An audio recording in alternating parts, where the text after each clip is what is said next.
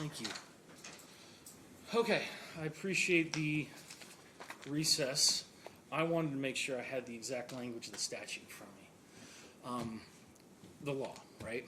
So I want to go over with you sort of what we're dealing with here and see how you want to proceed, okay? Respect. I'd like to say before we go any further that I'm directly challenging the results of that evaluation. And I thought that's what I heard from you, and Yes. that's what I wanted to look at, how we're going to proceed forward, okay? And I wanted to have the law in my hands, which is what I have, all right? I'm looking at NRS 178.415. If a defendant is accused of a misdemeanor, the court of the jurisdiction shall appoint a psychiatric social worker, advanced practice registered nurse, psychiatric training, experience prescribed by the State Board of Nursing. So there's options to appoint someone to do an evaluation. That's what we did, okay? Subsection 2 says, except as otherwise provided in this subsection, at a hearing in open court, the court that orders the examination must receive the report of the examination. I've done that. That's what we just did, okay?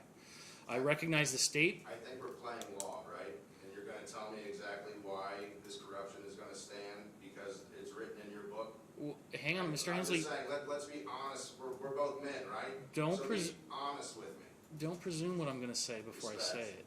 I've been abused. I'm just going over exactly what's happened. I want you to know how many times I've been worked over by the law, but please continue. Well, the law is what I have to. Yeah, but they just called me crazy and said I don't matter. Sir, the law is what I have to follow. Yeah, but they just called me crazy and said I don't matter. And if you discriminate against me based off of, allowing a corrupt, discriminatory, document recorded in your court, you're made very much aware that I can prove to you right now that that is a fraudulent report defaming me and is going to cause me immense harm in this court. Okay. Let me proceed. Respect. All right. So we've accepted or we've received the court or the evaluation.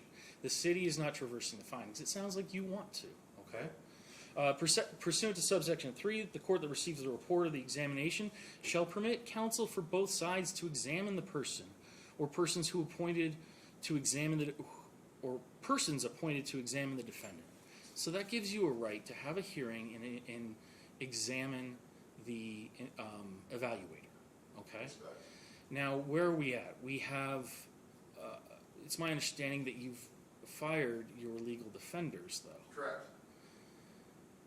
The question then becomes. The problem is the linguistics gatekeeping and the professional language, right? I'm also illiterate, but I can, get things transferred over. It's just, and I'm very intelligent. I just didn't train for linguistic gatekeeping and, legal professional language. So it's not that I can't speak honestly and openly in a court. It's just, like you said, because of the law, I'm not allowed to just speak honestly and openly. I have to play a certain game, and you're going to tell me that I don't know the rules to that game, and I'll agree with you to that. Well, that leaves me with: are you asking for a hearing? Well, before we get there, all right. I need you to understand how this sometimes works. Okay. A finding of incompetency. There are options. You can traverse the findings. We can have the hearing, and we can examine the evaluator. Okay. And that'll allow the city attorney and yourself to ask questions, present evidence, to challenge the evaluation. Respect. The other option is, if you don't traverse the findings, a finding of incompetency pursuant to statute, if the finding in this evaluation, yours specifically, mandates that I dismiss the case. Now, That's why they're doing it. That's why they're doing it.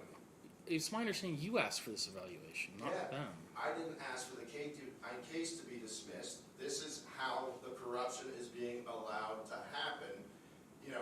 It's very apparent. I have the recording, right? It's very apparent that if she wrote this and not under duress, right, because she was bending to the whims of the system, if she's not under duress for this, not only should she never work for you guys again, she should never have access to any, susceptible minds. I mean, this is disgusting to me, right? So yes, I would like to examine her or cross-examine her because I believe she needs to be held accountable for her actions. Okay. Then we get into if we're, it's my understanding you want to challenge the findings. Yes, sir. Is it your desire to do so without counsel? Sure. I mean, I'm certainly not the counsel that this court provides. As I said, I have so much documentation, I'm gonna be surprised if anybody has a job at the end of this. I mean, it's impossible to disprove it. Now the question is, you can already see the lengths that they're taking to hide it. You know, just drop the charges, make him go away, just declare him incompetent again. So now Mr. Hensley has multiple times he's incompetent on his record. You know, nobody will listen to this crazy man again. This is how the mentally ill get, you know, marginalized and devalued. This is the problem in society, and this is taking place in your courtroom. Mr. Hensley, I just want to explain a couple things, okay? The city didn't have anything to do with that evaluation. You asked for it, and it was ordered by the court. Yeah. We contacted the evaluator, the court did. Okay, so what I'm gonna tell you is most evaluations and findings tend to favor those that pay for it. Now, what I can tell you is because the city paid for it and they continue to contract with that woman moving forward, you know, they tend to have a bit of a cozy relationship with the attorneys, whether prosecuting or defense. This was an easy way for this prosecutor who has been discriminating against me and openly persecuting me, knowingly and willingly persecuting me, and doing her best to cover it up.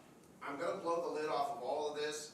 I don't want to get caught up in the semantics of the legal system, and you can explain to me how they can, you know, do these things, and you can turn a blind eye to it, because I'm not interested in that. And then what I'm going to tell you is we're going to, you know, solve these issues, because it doesn't just happen to me, it happens to the people that I represent. So there is another option with respect to counsel.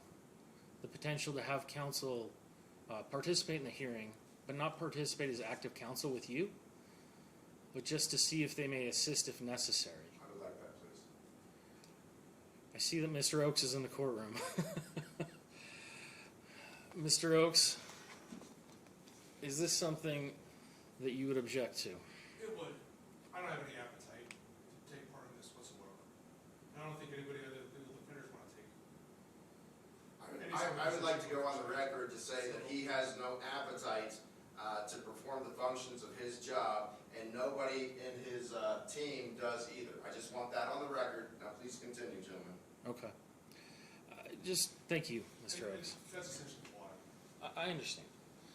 From what I viewed, it does seem like there was a complete breakdown of. Oh, I have all that recorded too, and I also have him lying to the court, to you, saying that I behaved inappropriately in this court, which I never have. And now that we know that there's audio and video of all of this, I would appreciate, because I paid for the audio version only, that you order them to supply me all court hearings that I've had within the city, within this courthouse, or in the jail via Zoom or whatever that's called, right? For free, because I've already paid for it, and we're just dealing with my disability. And this is disgusting, and I can't believe he just said what he said, but that's fine. He He attacked my character and said nobody has an interest in assisting a disabled man because they're prejudiced, is all I heard. That's all I heard. Well, what I heard was him commenting on the fact that you fired all of the legal defenders of this court. No. So the first guy, good old boy Roy, is so corrupt that it hurts. He and Judge Spoo, right? The second guy, they dropped the charges because I believe she and Judge Spoo had me thrown back in court on contempt charges after I satisfied the requirements. So those charges were dropped. So yeah, I did have a choice word with the public defender at the time, and he decided that he did not want to engage with me moving forward. This gentleman never communicated with me other than text message, and then came in here when he was dismissed and lied to you, saying that I came down here and canceled the evaluation. Then he lied to you by saying that I spoke to him inappropriately because I didn't really speak to him. And then he lied to you saying that he wouldn't speak to me because of my behavior in this court. So these are all lies done in open court with you, with fraudulent. The corruption in here has me overwhelmed, and I need to take a recess at this point. If you'll, You took a recess, I need to take a recess. I need you to respect my disability. I have to. With me. I gotta do this.